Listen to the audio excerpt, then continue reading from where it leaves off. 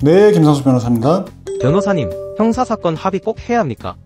네, 형사사건에서는 일단 합의가 상당히 중요합니다. 일단 단순 폭행 같은 반의사불벌죄나 아니면 또 모욕죄 같은 친고죄에서는 합의가 되면 아예 전과가 안 남게 거기서 이제 사건이 이제 종결이 될 수가 있고, 그 외에 일반 범죄에서는 이제 수사 단계에서는 합의가 되더라도 결국엔 검찰 처분을 받아야 돼요. 제일 경미한 사건 같은 경우에는 기소유예를 받을 수가 있겠고, 근데 그렇지 않으면은 벌금형의 약식명령을 받게 됩니다.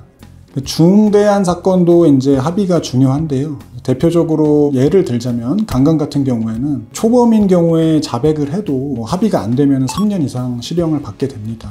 그런데 합의만 되면 또 거의 집행유예 판결을 받게 되기 때문에 합의가 굉장히 중요한 상황이 됩니다. 합의에 관련해 가지고 합의금에 대해서 물어보시는 분들이 많은데요. 합의가 되기 위해서는 어느 정도 합의금의 이제 평균치라는 거는 수치는 존재할 수는 있겠지만 그 특정한 본인의 사건에서 평균치는 사실은 의미가 저는 없다고 생각합니다. 제가 기준으로 삼는 거는 민사 손해배상액이 어느 정도가 될 것이냐를 기준으로 해가지고 피해자와 또 가해자의 경제 상황, 그런 것들을 고려해야 되고, 피해자가 받은 정신적 고통, 그리고 또 가해자가 받게 될 형사적인 이익이라는 게 있을 거 아니에요. 그런 것들을 고려해서 양측에서 이제 조율을 해야 되는 부분인데, 근데 결국엔 이거를 당사자들끼리 하게 되면은 상당히 좀 애매한 상황이 발생할 수 있어가지고, 제일 좋은 건 제가 생각하기에는 대리인으로서 변호인이나 피해자 변호사가 조율을 하는 것이 제일 좋다고 생각이 됩니다. 성범죄의 경우에는 아예 이제 당사자 간의 접촉 자체가 거의 불가능하기 때문에 그거는 합의를 위해서도 변호사를 선임하고는 합니다.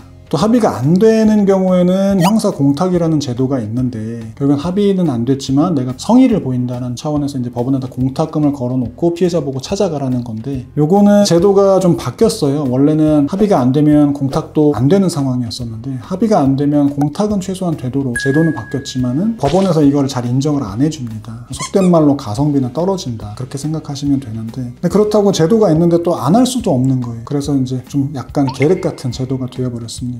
결국에는 이제 형사사건에서 합의에서 가장 중요한 점은 원만하게 사회적인 이제 갈등이 해소가 되는 거기 때문에, 합의의 전제는 이제 범죄 사실을 인정하는 거고, 또 진정성 있는 사과를 하는 겁니다. 만약에 이제 고소를 당하셔서 합의를 해야 되는 상황이시라면 연락 한번 주세요.